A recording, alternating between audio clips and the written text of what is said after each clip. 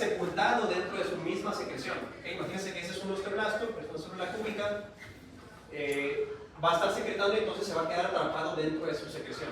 Cuando ese osteoblasto se quedó sepultado dentro de la misma secreción que él produce, cambia de nombre y ahora se le llama un osteocito. Este osteocito va a ser una célula ósea madura que va a tener otras funciones, ya no son secretoras. El osteocito no secreta nada, el osteocito regula. Y esto es un osteocito. Osteocito. ¿Cómo se llama eso? Queda encerrado en su secreción, queda sepultado en su secreción. Estas células que estamos viendo aquí son los osteoblastos, que son las células cúbicas. Las que estamos viendo aquí debajo, si se pueden ver, están ya sepultadas, son los mismos osteoblastos, pero como ya quedaron sepultados, ahora se llaman osteocitos. Y la función es reguladora, no secretora. Los osteocitos regulan la función de los osteoblastos y osteoclastos, es decir, que si hay demasiado hueso, inducen la diferenciación de osteoclastos a osteoclastos maduros para que estos puedan reabsorber hueso. Y por otro lado, si se está reabsorbiendo mucho hueso, inducen la función de los osteoblastos para que estos formen más hueso. Y se lleva a cabo un equilibrio. Ese mismo equilibrio, acuérdense que yo les dije que cuando se destruye hueso, las células que estaban en esta zona se van a ir hacia la sangre, y se va a liberar todo lo que había en esta zona, entonces en el cuerpo se van a elevar los niveles de calcio, por ejemplo. Porque el calcio está en el hueso, y entonces al destruirse el hueso, el calcio se libera y se va a la sangre. ¿Más o menos? ¿Sí? ¿O repetimos algo de aquí? La regulación del mecanismo fosfato-calcio es porque si tenemos poco calcio en el cuerpo, por ejemplo, poquito calcio, entonces inducimos la formación de osteoclastos para que los osteoclastos se coman hueso y al comerse hueso liberan calcio. Sí, doctora. ¿Sí? La última célula que estudia es la osteona. La osteona es la unidad funcional del hueso y va a formar estos cuerpos de manera redonda que van a estar, todas las células negritas que vemos por ahí son osteocitos porque quedaron sepultados. Son osteocitos y en medio de los osteocitos forman como anillos. Y en medio de los anillos está la osteona. Esta es la osteona en conjunto. En medio de la osteona tenemos un canal. Vamos a ponerlo aquí. Aquí tenemos los osteocitos que quedan sepultados.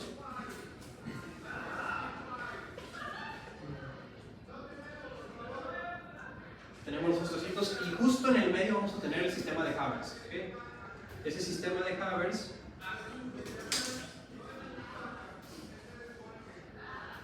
¿para qué nos sirve? Doctores que llevan anatomía, ¿para qué nos sirve? Para que tiene paquete vascular. Ajá. ¿Para qué nos sirve, Misa? Israel. ¿Para qué nos sirve el sistema de Haber's?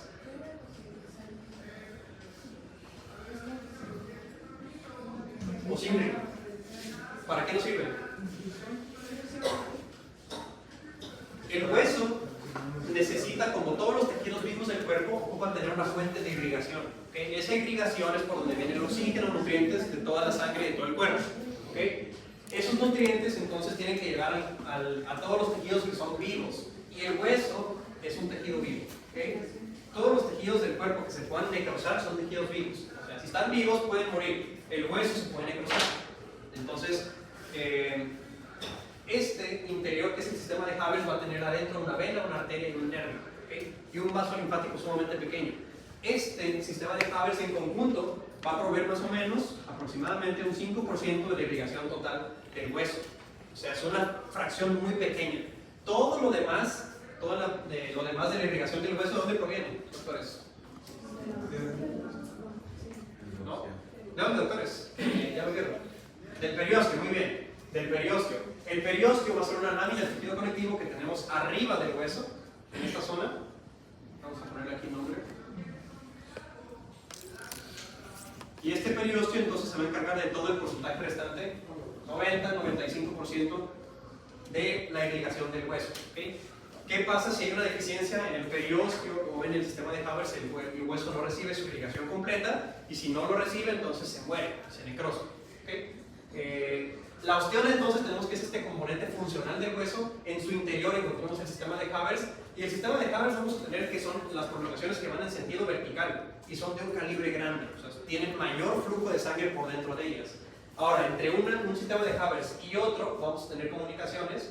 Esas comunicaciones que son laterales se les llama de Volkmann. Muy bien.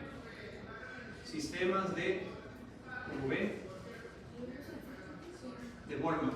¿Okay? Son de menor calibre y fluyen de manera horizontal, comunicando un sistema de Haber's con otro, una osteona con otro.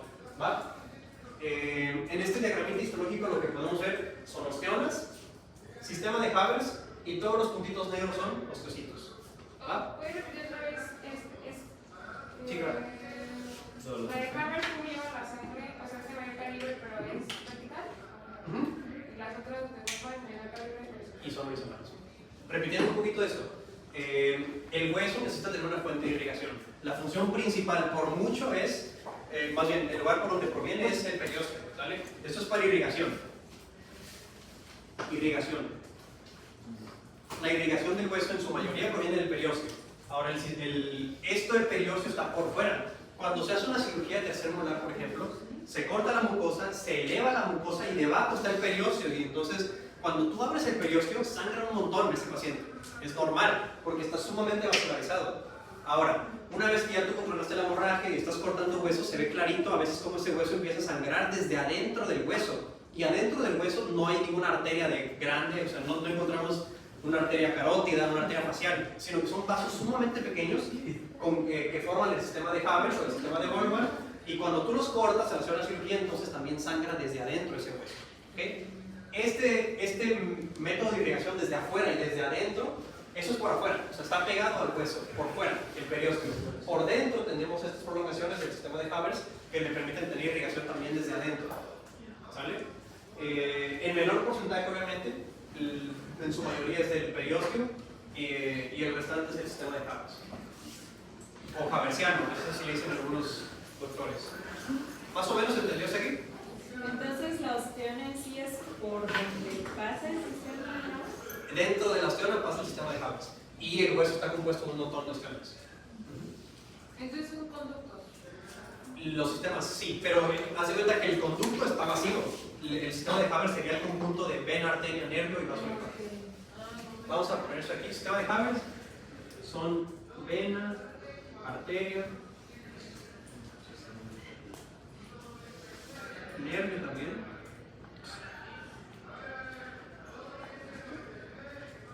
y un vaso linfático. Pero eso se encuentra de que, por ejemplo, está el hueso y el hueso tiene diferentes conductos, diferentes osteonas. Y ya entre ti de ellas lo pasa a la vascularización, que sería a veces. Entonces en la médula no hay. Sí, esto vamos a tenerlo en la zona más. Acuérdate que tenemos dos tipos de hueso. Tenemos un hueso que está en la orilla y que es más duro y es compacto, y luego tenemos el esponjoso. Todo esto pasa en el sistema, en el hueso compacto. La médula ósea va a estar en la zona trabecular, que está aquí en medio, que es una zona más desorganizada, y que es la parte que en osteoporosis, por ejemplo, se empieza a perder. ¿Va? Entonces, lo de la osteona está en el compacto. En el compacto. Y los osteocitos también estarían en el compacto porque están en los. Sí, los osteocitos también, porque en la zona en medio tenemos trabéculas óseas y tenemos una cavidad medular para que entre la médula ósea es donde se produce la hematopoiesis de células sanguíneas. ¿Va? Y los osteoblastos y osteoclastos Ajá. también estaban en el compacto. Están en el compacto de entrada. Acuérdense que la función de los osteoblastos está en el límite, en la parte basal. Ahora, de esa parte basal comienzan a secretar su matriz osteoide y comienzan a quedarse sepultados, como en el diagrama que tenemos aquí anteriormente. Por ejemplo, este. ¿Ves cómo cada vez se van yendo hacia arriba los osteoblastos y los osteocitos se van quedando abajo y abajo y abajo? Esos osteocitos van a formar después las osteonas, los círculos, y debajo, todavía más abajo, estaría el hueso trabecular donde está la médula. ¿Más o menos? Ese es un corte donde podemos ver lo mismo. Osteoblastos en la periferia son células cúbicas, y debajo de estos que ya se quedaron sepultados dentro de su secreción, que es osteoide, tenemos los osteocitos. Bueno, ahora la composición del hueso es principalmente estas dos: matriz orgánica y matriz inorgánica. La matriz orgánica, por ejemplo, el osteoide es parte de esa matriz orgánica, que fue la secreción de los osteoblastos, y es donde tenemos más componentes. Tenemos un componente sumamente importante en la orgánica, que es el colágeno tipo 1. Hay diferentes tipos de colágeno, el más abundante y el más importante es el tipo 1. Una deficiencia de este colágeno tipo 1 da osteogénesis imperfecta. Muy bien, es parte de lo que ustedes estudiaron en su capítulo. ¿Sale? Colágeno tipo 1.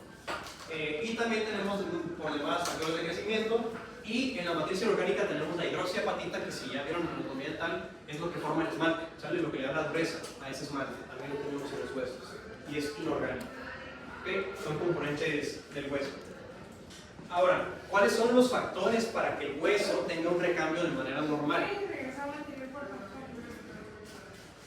Esta. Gracias.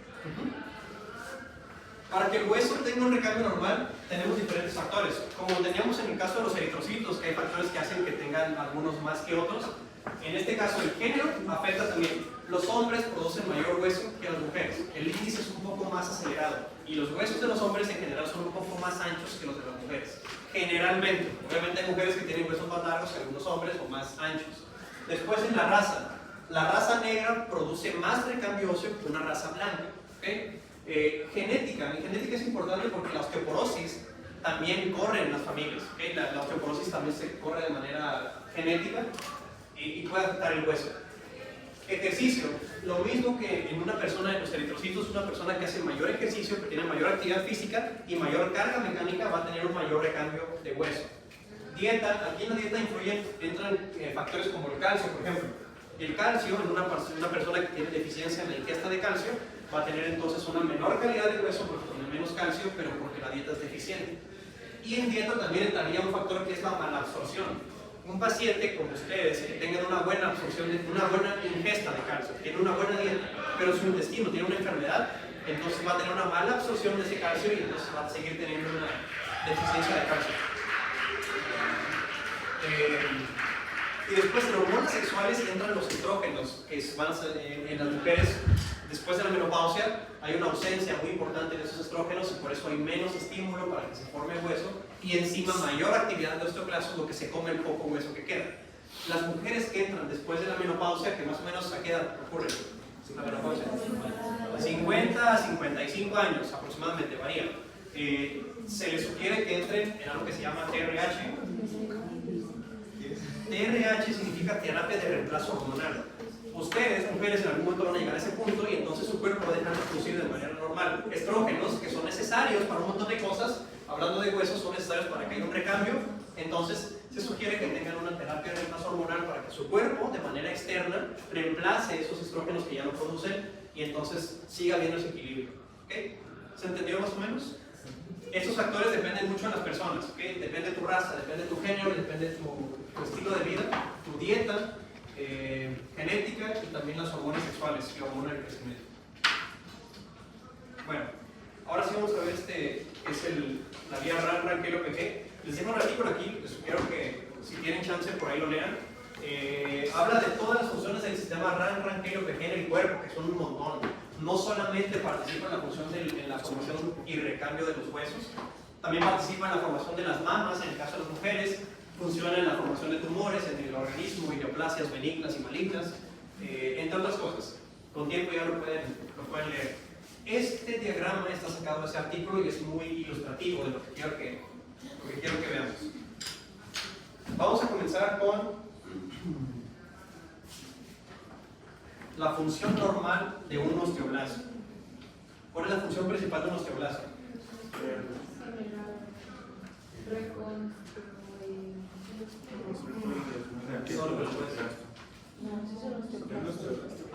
Blasto dijo. Blasto con qué? Secretar matriz osteoide. Secretar hueso. Formar hueso. Entonces, son células cúbicas con un solo núcleo. Esos empiezan entonces a formar hueso encima de ellos y quedan secretadas dentro de sus quedan enterradas dentro de su secreción.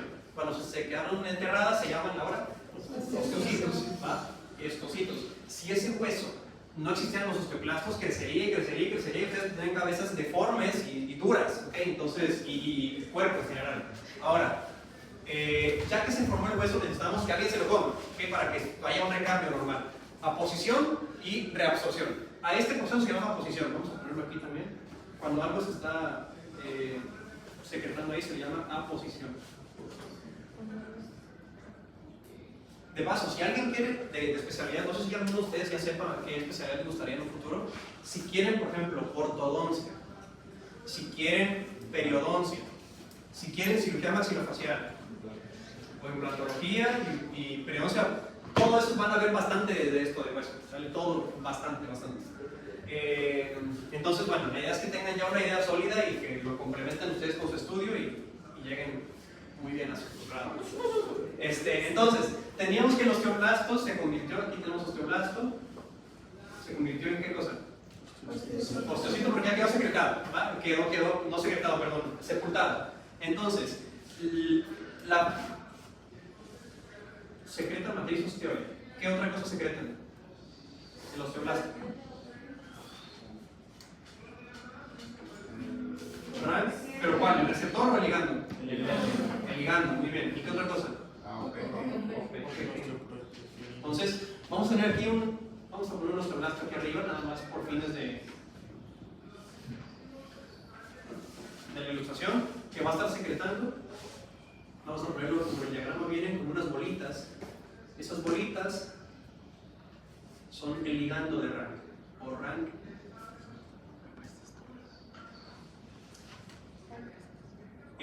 ¿Sale? El ligando de Rank. Ese ligando de Rank va a ser sumamente importante para la activación y maduración de los osteoclastos. Ahora, los osteoclastos yo les dije que provienen de una célula, ¿cómo se llama? Osteoclastos.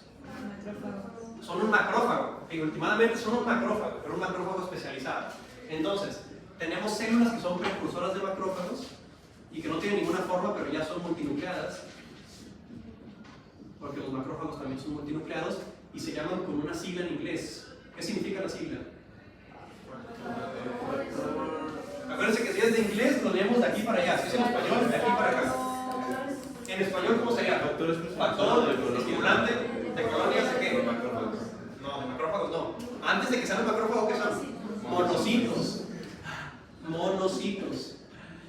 Monocitos, porque son indiferenciadas. Estas células se podrían convertir en macrófagos para combatir una infección, que es lo que ya vimos, y que ese macrófago después secrete citocinas y un montón de cosas y lleve la fagocitación de las infecciones, por ejemplo. O se puede convertir, por ejemplo, en un osteoclasto, dependiendo qué es lo que tu cuerpo ocupe. ¿Okay? Entonces tenemos el factor estimulante de colonias de macrófagos. Ese factor estimulante de colonias de macrófagos va a diferenciarse en macrófagos y en osteoclastos, ¿va? Ahora, esa célula entonces se forma un preosteoclasto. Tendríamos el preosteoclasto. Ese preosteoclasto va a tener un receptor. ¿Cómo se llama el receptor? RAM. ¿Sí? RAM sin la L es receptor. RAM con la L al final es el ligando, y el ligando significa que se va a ligar al receptor. ¿Okay? Va a ir por la sangre y va a ir circulando hasta que llega al receptor. Estas bolitas que son RAM tienen que llegar al receptor, unirse. Al momento que esos se unen, entonces viene la maduración y activación del osteoclasto. Dos cosas, vamos a ponerlo aquí. Maduración y activación.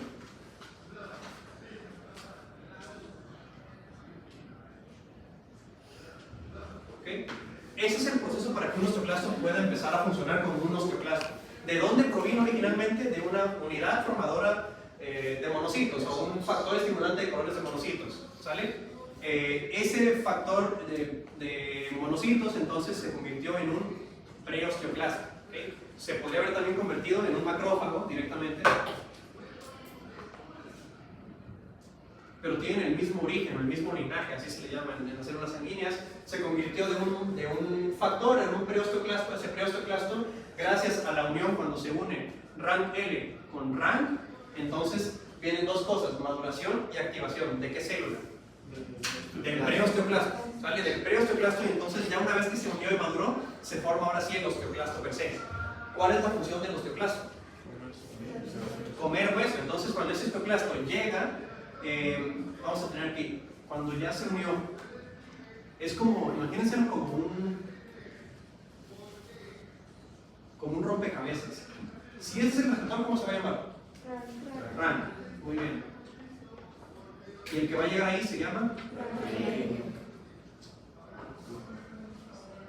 ligando de RAN. RANQ L. Cuando se produce esa unión, entonces hay maduración y ¿qué cosa? Y activación. ¿Qué significa que va a madurar ese osteoclasto? Significa que entonces las prolongaciones citoesqueléticas que le van a permitir comerse el hueso, secretar ácido clorhídrico y entonces desmineralizar el hueso para poder comérselo, vienen una vez que se da la maduración. ¿Okay? Una vez que se da la maduración, entonces tenemos la transformación del citoesqueleto,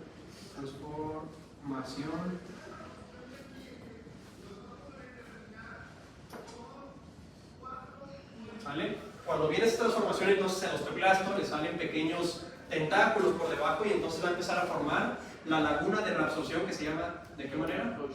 De Cauchy, ¿sale? Hasta que no se active y no se madure, no puede suceder esto, ¿sale? Esa laguna es el resultado final de un osteoclasto que es maduro y está trabajando. ¿Okay? Prolongaciones citoesqueléticas. Ahora recuerden que el osteoclasto, una vez que ya maduró y ya se activó, ya le salieron las prolongaciones, pero el hueso sigue estando duro y calcificado. Para que se lo pueda comer tiene que haber algo que se llama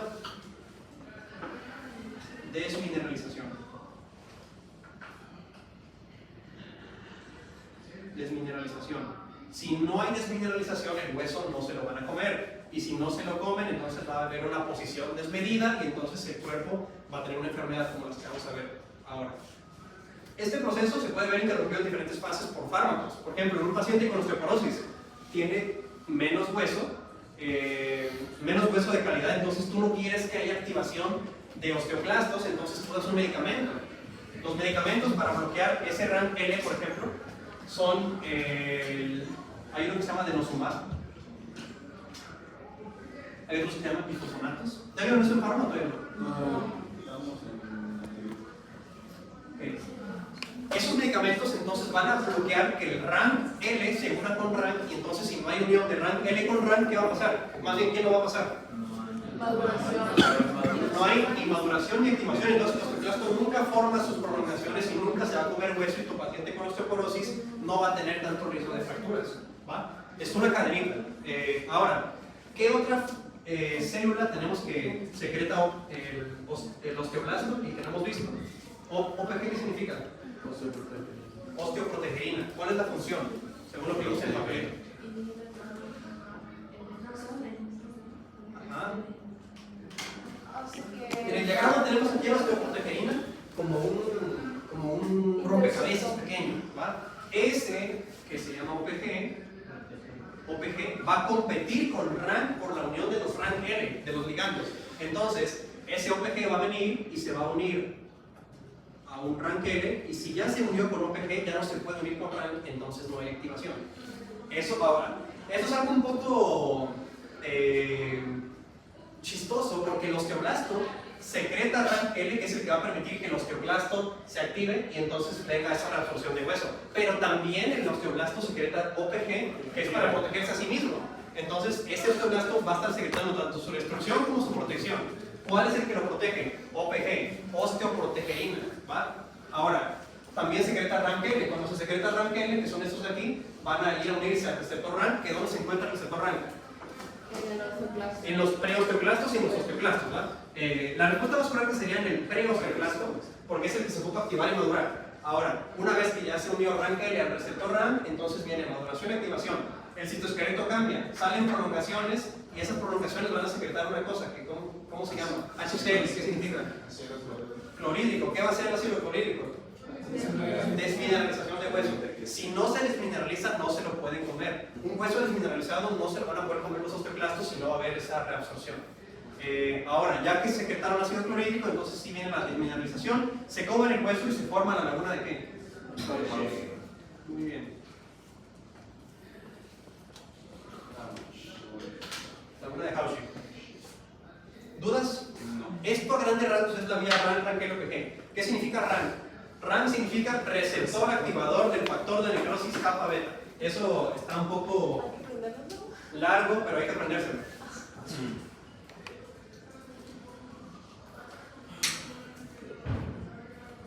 Receptor activador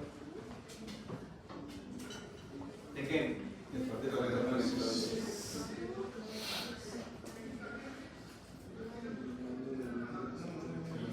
¿Y cómo se llama el factor de necrosis? Se llama necrosis factor kappa beta, en inglés. Así se llama. Eso significa RAN, receptor activador del factor de necrosis factor kappa beta. Ahora, el ligando es ligando de unión al receptor necrosis factor kappa beta. Esto es RAN. Si yo les preguntara, por ejemplo, ¿cuál es la función del receptor RANKL? ¿Qué me dirían? Activar al fuego. No es nada, porque RANKL no es un receptor, es un ligando. Cuidado con esos copitos. RANKL al final no es un receptor, es el ligando. Acuérdense, el ligando es el que va a ir a buscar el Así hizo receptor. el examen. Imagínense que La pregunta que nos mostró en lugar de ponerle útil, le puso y claro, pues ya se los había dicho. Pero avisa. Acuérdense, RANKL, ¿qué significa? Ligando. RANKL ocupa era ligarse al receptor para que entonces formen su activación y maduración. Si no se lo liga RANKL, entonces no va a haber la formación de un preosteoclasta o un osteoclasta maduro. Y si no hay esto, entonces no va a haber recambio óseo. ¿Va? Pues para que esto les sugiero, autores, como en otras cosas, busquen a alguien a quien explicárselo y vayan rayándolo ustedes y formen este mismo diagrama para que lo vayan entendiendo. ¿Va? Bueno, ¿hasta aquí alguna duda? ¿Cuál es la función del osteoblasto? ¿Qué hace el osteoblasto? La función principal es formar hueso. ¿Va? ¿Qué es lo que secreta el osteoblasto? Matriz osteoide y RANKL y OPG. Ahora, ¿cuál es la función del osteoclasto? Reabsorber hueso. Resorción o reabsorción, para este caso funciona igual. Reabsorber hueso. Y OPG, ¿cuál es la función de OPG? Bloquear la unión de RANKL. Bloquear la unión de RANKL. ¿Con qué? Con RAN. RANKL quiere llegar a RAN, pero si antes se une a OPG, entonces ya no va a haber unión RANKL con RAN y entonces no hay maduración ni activación de los osteoclastos. ¿Va? Nos vemos en otra clase.